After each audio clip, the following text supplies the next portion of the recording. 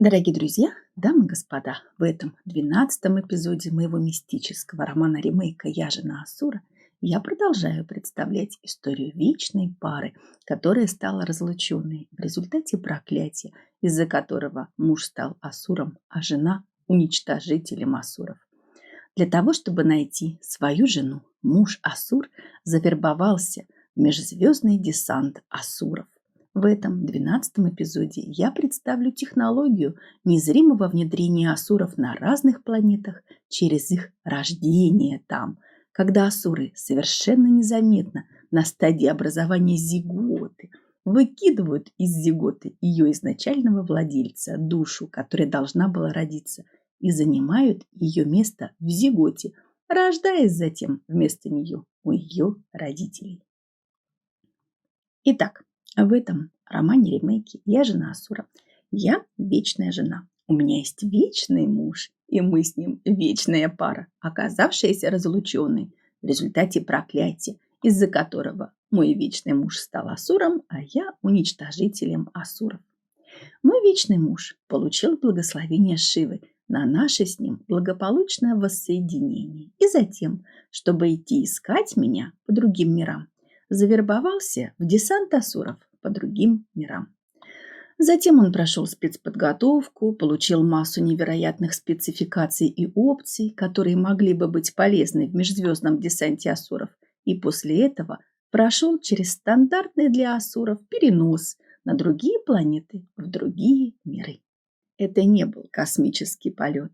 Асуры не прилетают на летающих тарелках или космических кораблях. Они не захватывают мир так, как это показывают в фильмах о вторжении чужих. У асуров все происходит иначе. Их вторжение незримое, так как они просто рождаются у жителей колонизируемых ими планет. А для того, чтобы родиться, они проходят через некую процедуру, когда асур погружается в некое непроявленное состояние, не в физическом теле, а как бы в тонком, эфирном.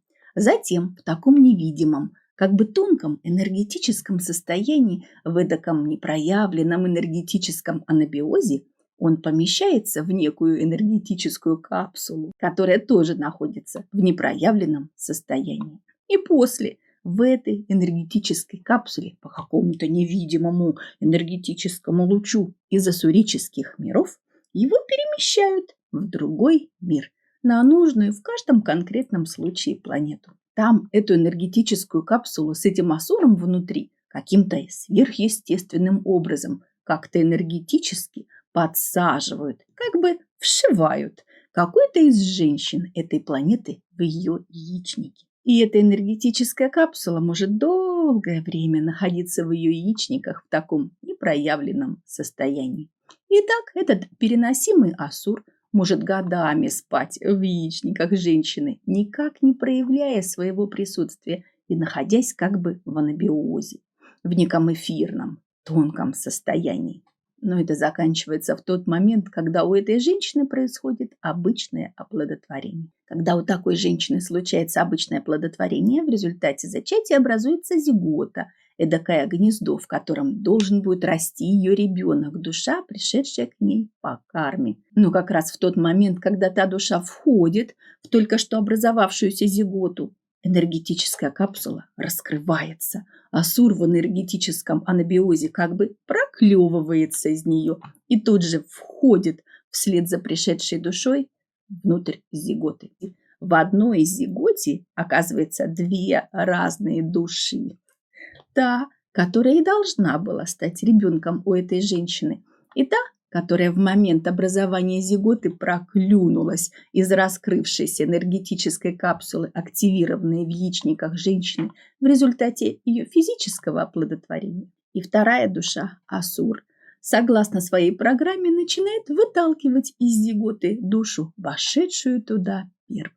Асур из энергетического анабиоза выдавливает из зиготы ту душу, которая должна была родиться как ребенок у этой женщины. Асур выбрасывает эту душу из зиготы в точности, как кукушонок выталкивает своих конкурентов из гнезда, в которое его подложила мать-кукушка.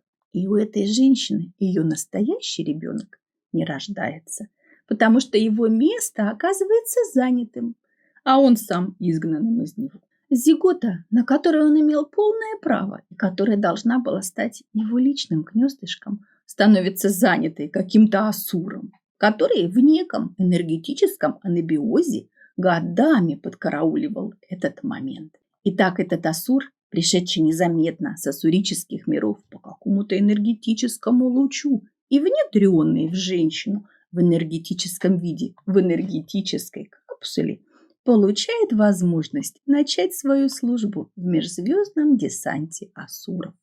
Стопроцентная легенда прикрытия, внедрения на разных планетах через рождение у жителей этих планет в качестве их детей. Это так же, как внедряется шпионская сеть на территории чужой страны. Участники этой сети создают себе легенду, какую-то автобиографию, какие-то события жизни, документы. И многие агенты действительно живут там, как все, прикидываясь своими, но на самом деле как бы спят. Они эдакие спящие агенты. Они ждут момента, когда смогут проснуться и начать свою шпионскую или подрывную деятельность. У асуров также. Когда у женщины происходит оплодотворение и образуется зигота, асур оккупирует эту зиготу и начинает создавать свою легенду. Он рождается и живет как все. И никому в голову не взбредет, что это не тот ребенок, который должен был родиться у этой женщины, а какой-то подселенец, чужак с других миров. По хромосомам ведь он стопроцентный биологический ребенок, биологических родителей, у которых родился. Зигота ведь из их яйцеклетки и сперматозоида, и ни к чему не прикопаешься. Так совершенно незримо на стадии зиготы асуры внедряются и в наше общество, и затем рождаются среди нас. Они живут среди нас, как обычные с виду люди, так как рождаются в человеческом теле. И так они проделывают на разных планетах, рождаясь среди жителей тех планет и живя среди них, растворившись среди социума и развивая свою легенду прикрытия, как развивает свою легенду биографию диверсант, засланец, внедренный на территорию врага для шпионской подрывной деятельности. И путем такого переноса мой вечный муж рождался каждый раз с тех пор, как завербовался в десант асуров по другим мирам. В этом десанте его ждала головокружительная карьера и восхождение на вершину ассурической лестницы. Но об этом в следующих эпизодах. А на сегодня все. С вами была Светлана Винодавани. Подписывайтесь на мой канал, чтобы не пропустить следующие эпизоды моего волшебного мистического романа-ремейка «Я жена Асура». Ставьте лайки, пишите комменты, делитесь с другими этим видео. Всего доброго, до новых встреч!